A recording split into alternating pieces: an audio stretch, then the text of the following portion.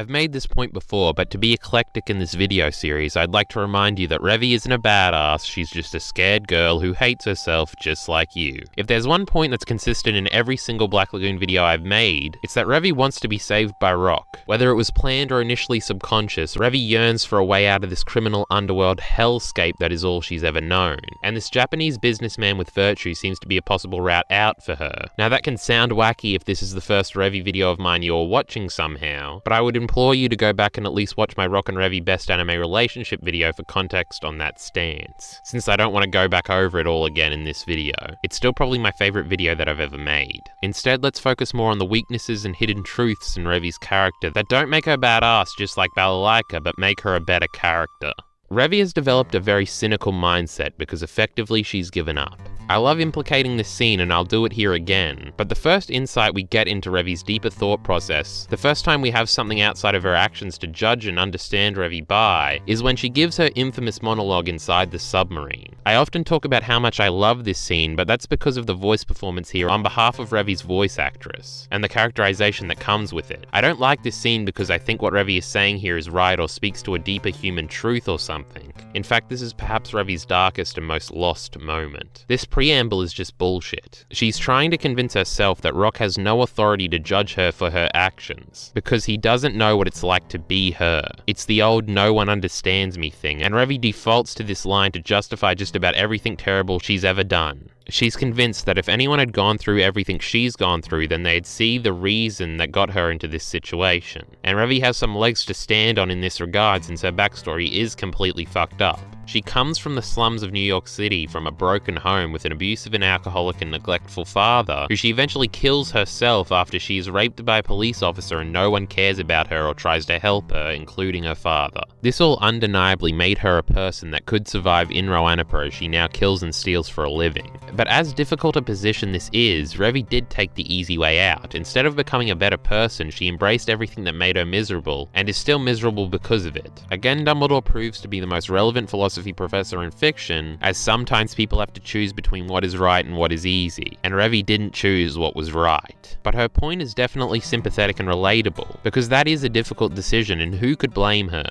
But to call the results of this backstory badass seems incredibly reductive to me and robs the series of a rich internal conflict inside one of its two main characters. But an important part of the context in that submarine scene is that Rock doesn't know any of this backstory yet, and maybe his unbiased opinion, not knowing anything about Revy or who she is, makes him a fair authority to judge her actions. But when he does judge her for grave robbing the dead German soldiers, it sends Revy into a frenzy. This is the first time we get a proper clash between Rock and Revy, and it establishes just how fragile Revy is in most regards. Revy is an extremely emotional and vulnerable person. I think she understands, even if it's just subconscious, that her justification that this is all just somehow how it's always been is flimsy.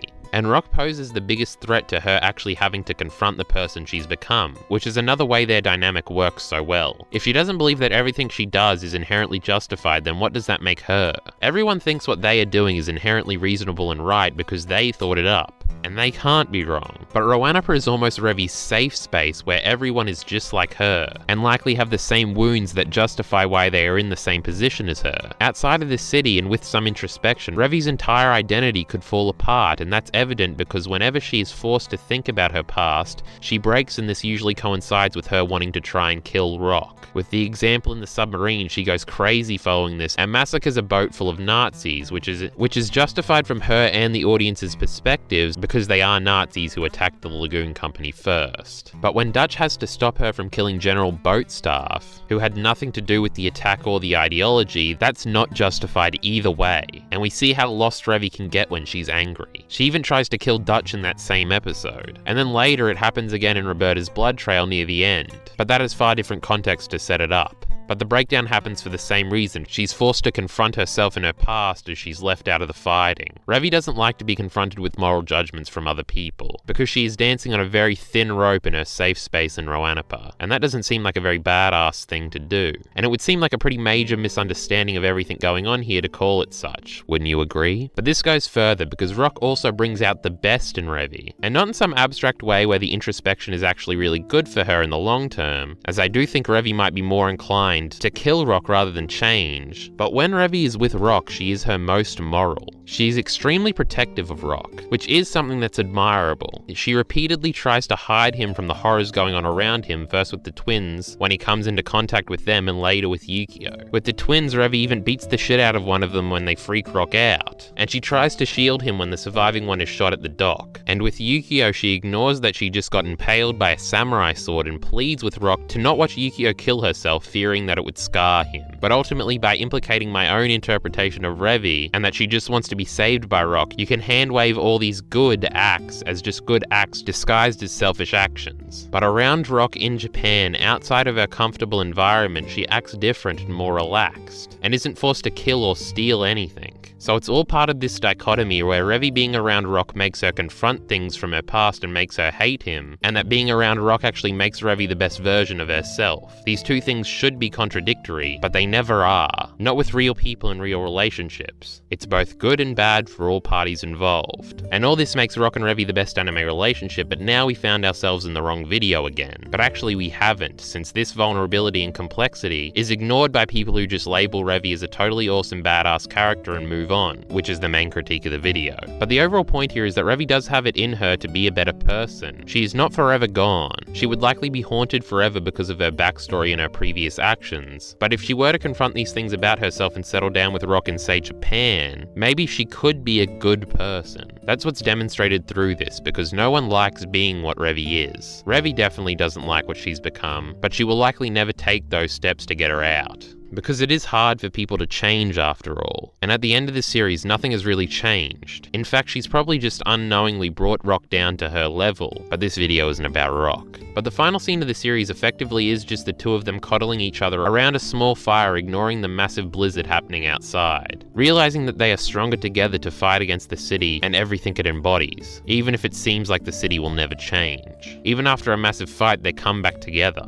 because that's how it always seems to work out. And coddling with someone near a tiny fire as a blizzard of unaddressed trauma and irredeemable actions isn't exactly the most badass thing in the world. So it frustrates me when someone so intentionally and beautifully weak is misrepresented by the majority of people who don't bother to understand her character. Revy is probably my favorite anime character of all time because we are ignoring Asuka to help with the modality of this point, and Kasuga counts as a manga character. So I think I'm justified in my contempt for the often ignorant interpretation of her character, as people completely miss the immense amounts of subtext with her character and just make jokes about how foul-mouthed and cool she is. Revy isn't cool because she's badass. Revy is cool because she's one of the best characters in anime, because of this emotional depth, because of the subtext intrinsic to her character, because of her ever-fascinating and ever-changing relationship with Rock, because her voice actress's performance is the best in dub anime history, and because she's just a scared boy who hates himself just like you. There are no badass women in Black Lagoon. See you next time for our third and final part all about Roberta.